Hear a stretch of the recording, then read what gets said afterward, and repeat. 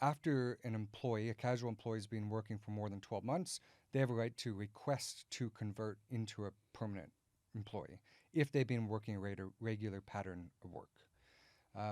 And so in those circumstances, the employer has to respond. And I think it's about 28 days to provide a response, whether they're going to accept the conversion or reject the conversion. And if they reject the conversion, it has to be on grounds of reasonable business reasons.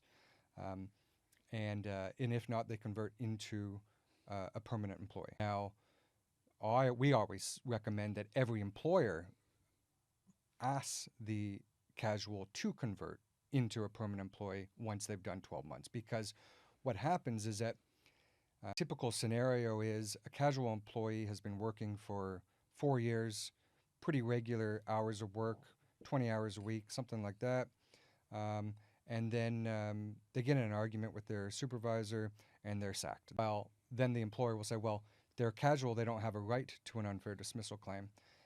But what they actually do is the Fair Work Commission will consider if they've actually converted, whether anyone knows they've converted, they'll make a decision on whether they have or have not converted into a permanent, and then make a decision whether they're entitled to an unfair dismissal claim. You've been paid your 25% loading over the last 4 years, but you've actually been a permanent for the last 2 years.